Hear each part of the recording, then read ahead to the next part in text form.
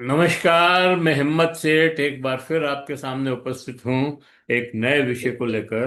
दोस्तों, दुनिया जल रही है लेकिन नेता नहीं जाग रहे हैं। क्या आप महसूस कर रहे हैं कि दुनिया पहले जैसी नहीं रही है? हर साल गर्मी नए रिकॉर्ड तोड़ रही है। यूरोप में लोग गर्मी से मर रहे हैं, कई जंगल जल रहे हैं, कहीं बाढ़ सब कुछ बहा ले जा रही है। लेकिन सवाल यह है कि जब सब कुछ हमारी आंखों के सामने हो रहा है तो फिर दुनिया के नेता क्यों नहीं जाग रहे हैं? आइए आज इस सवाल का जवाब खोजते हैं। यूरोप में 40 से 44 डिग्री सेंटीग्रेड तापमान, रेड अलर्ट जारी। फ्रांस, इटली, स्पेन, ब्रिटेन में गर्मी, हजारों मौतें। समुद्र तापमान बढ़ रहा है, ग्लेशियर पिघल रहे हैं। 2023 सबसे गर्म सालों में से एक रहा। भारत, पाकिस्तान, चीन, अमेरिका, हर जगह हीट वेव, बड़ा सूखा, चक्रवात बढ़ रहे हैं। ये कोई भविष्य की कहानी नहीं है, ये हमारे वर्तमान सच्चाई है दोस्तों। आ, विज्ञान क्या कहता है? आईपीसीसी की रिपोर्ट कहती है अगर हमने अभी कदम नहीं उठाया तो 2030 के बाद गर्मियां और खतरनाक होगी। ग्लोबल टेम्परेचर 1.1 डिग्री सेंटीग्रेड तक बढ़ चुका है। औद्योगिक क्रांति से पहले की तुलना में हीट वेव, बाढ़, सूखा, चक्रवात ये सब अपवाद नहीं है, नियम बनते जा रहे हैं, नियमित बनते जा रहे हैं। अगर तापमान 1.5 डिग्री से ऊपर गया तो नुकसान काबू से बाहर हो जाएगा। लेकिन नेता क्यों गंभीर नहीं है? अभी तक भी नेता गंभीर नहीं है। अल्पकालिक राजनीति। नेता 4-5 साल के चुनाव के लिए आते हैं। जलवायु संकट 10-20 साल में दिखता है। आर्थिक हितों का दबाव, तेल, गैस, कोयला और बड़े उद्योग, इनका प्रभाव नीतियों पर भारी पड़ता है। वैश्विक असमानता।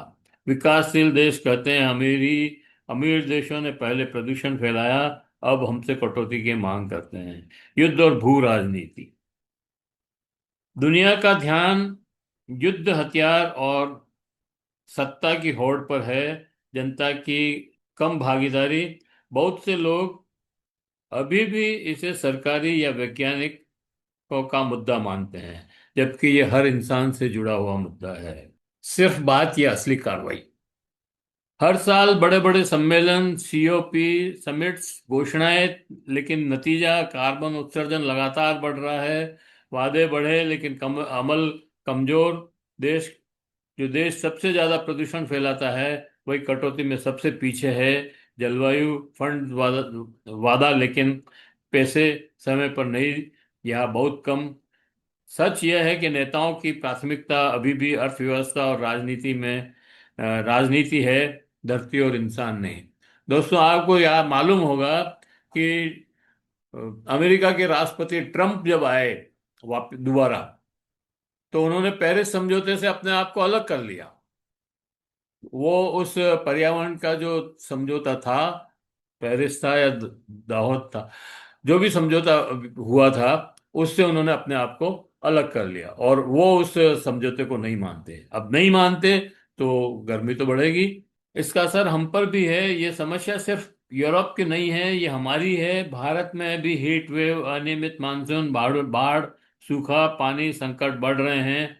खेती प्रभावित, फसलें चौपट, महंगाई बढ़ रही है। स्वास्थ्य पर असर, हीट स्ट्रोक, डेंगू, मलेरिया, नई बीमारियां। समुद्र का स्तर बढ़ना, तटीय शहरों के लिए खतरा। यानी ये सीधा हमला हमारे जीवन, हमारी जेब और हमारे भविष्य पर है। हमें क्या करना होगा? सरकार पर दबाव बनाना, वोट देते समय जलवायु नीति की मुद्रा बनाएं, एकल उपयोग प्लास्टिक कम करें, पेड़ लगाएं, पानी बचाएं, ऊर्जा की बचत करें, स्थानीय से वैश्विक स्तर पर बदलाव की मांग करें। युवाओं, वैज्ञानिकों, किसानों, शहरों, कंपनियों को सभी को मिलकर काम करना होगा। याद रखें, छोटी छोटी आदतें मिलकर बड़ा बदलाव लाती है। लेकिन दोस्तों, हम एक तरफ ये कहते हैं कि पेड़ लगाओ और सरकार लाखों पेड़ एक साथ काट देती है। और अभी निकोरा आइलैंड में 1 करोड़ से भी ज्यादा पेड़ काटे जा रहे हैं। और वो सिर्फ विकास के नाम पर है, हमारी सुरक्षा के नाम पर। निकारागुआ में, निकारागुआ आइलैंड पर हमारी सुरक्षा के लिए एक सेंटर बनेगा। उसमें हजारों करोड़ों पेड़, मतलब एक 1 लाख से, एक करोड़ से भी ज्यादा, 1.5 करोड़ करीब पेड़ कट जाएंगे। तो हम एक एक पेड़ लगाने की बात करते हैं और सरकार करोड़ों पेड़ काटने की बात करती है। तो ये व्यवस्था कैसे होगी? नीति में जब तक बदलाव नहीं होगा, तब तक हम 1 करोड़, एक एक पेड़ लगा करके भी कुछ नहीं कर सकते। सिंगरौली में कोयले की खदानों को कोयला निकालने के लिए 2 लाख पेड़ वहां पर काट दिए। बिहार में पावर प्लांट लगाने के लिए 10 लाख पेड़ काट दिए। और ये अरावली के पहाड़ खोदने के लिए, अरावली की पहाड़ की जो परिभाषा है वो ही बदल दी। तो ये जब तक नीति चलेगी कि हमें तो केवल पूंजीपतियों के लिए काम करना है, तब तक हमारा पर्यावरण पर रोना धोना का कोई मायना नहीं है।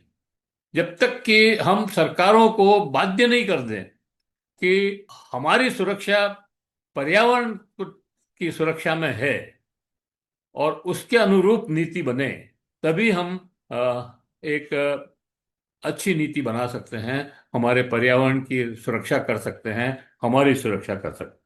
दुनिया जल रही है और समय बहुत कम है। अगर हमने अभी निर्णय नहीं लिया तो आने वाली पीढ़ियां हमें माफ नहीं करेगी। नेताओं को जगाना होगा, लेकिन हम सबको भी जागना होगा।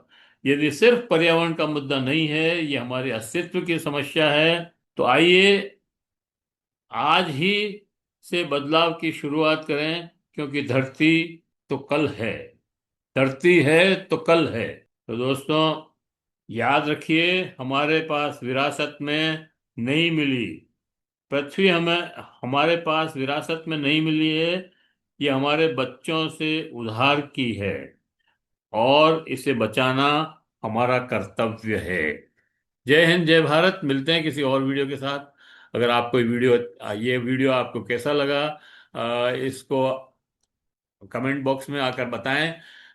अच्छा लगा हो तो लाइक करें, फॉरवर्ड करें और लोगों को भेजें। और अगर आपने अभी तक भी हमारे यूट्यूब चैनल महावीर समता संदेश को सब्सक्राइब न किया है, तो सब्सक्राइब कर लें, बेल आइकन दबाना न भूलें। जय हिंद, जय भारत। मिलते हैं किसी और वीडियो के साथ।